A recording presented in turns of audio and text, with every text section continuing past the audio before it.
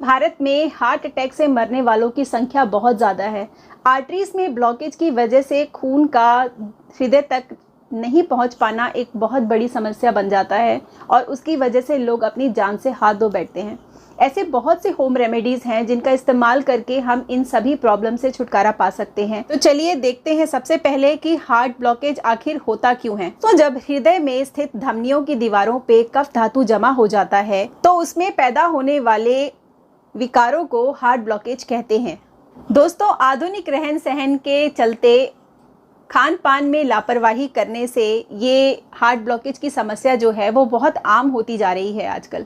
दोस्तों, आपको कैसे पता चलेगा कि हार्ट की ब्लॉकेज जो है आपके शरीर में शुरू हो चुकी है और आपको अब अलर्ट हो जाना है, अपना ख्याल रखना शुरू कर देना है। तो चलिए मैं कुछ ऐसे लक्षण आपको बता देती हूँ जिससे आपको पता चल जाएगा कि आपके शरीर में हार्ट ब्लॉकेज हो रही है।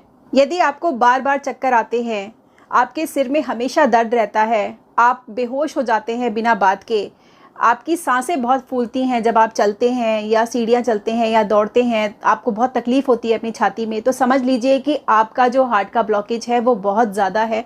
आपको ध्यान देने की आवश्यकता है। यदि आपकी सांसें छोटी आती हैं या जब आप काम करते हैं, थोड़ा सा भी काम करते हैं और आपको बहुत ज़्यादा थकावट महसूस होती है, यदि आपके गर्दन, आपके पेट के ऊपरी हिस्से में, आपके पीठ में, आपके जबड़े में दर्द होता है और आपको अगर बहुत ज़्यादा कमज़ोरी महसूस होती है, आपके हाथ पैर सुन्न हो जाते हैं, उनमें बहुत ज़्यादा दर्द होता है, या आपको ठंड लगता है, बहुत ज़्यादा ठंड लगती है, आप कमज़ोर रहते हैं हमेशा, तो आप समझ लीजिए कि आपके हार्ट की जो ब्लॉकेज है वो काफ़ी हद तक हो चुकी है और अब आपको सावधान होने की आवश्यकता है। तो चलिए हम देख लेते हैं कि ऐसे कौन से होम रेमेडीज़ को अपनाया जाए जिससे हमको ये सारी प्रॉब्लम्स ना हो। तो चलिए आज मैं डॉक्टर विश्वरूप के ही ज़बानी आपको सुनवाऊंगी कि हार्ट ब्लॉकेज से बचने के लिए हमें क्या करना चाहिए। यदि हार्ट अटैक की समस्या हो जाए या किसी को परिवार में किसी को हार्ट अटैक हो जाए तो उस वक्त हमें कौन सा स्टेप उठाना चाहिए, वो सारी बातें हम डॉक्टर विश्वरूप से आज हम जानेंगे। So हार्ट अटैक के वक्त इमरजेंसी में what is medically proven, that is what I'm going to tell you in next 2 minutes, and that right? Cayenne pepper, इसको कहते हैं लाल मिर्च, right?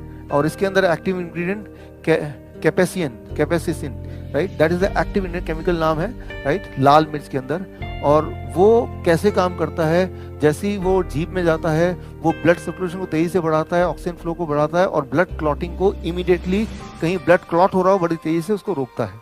ये 3 एक्शन है उसके, राइट। तो लाल मिर्च हिंदी में बोलेंगे उसको, राइट।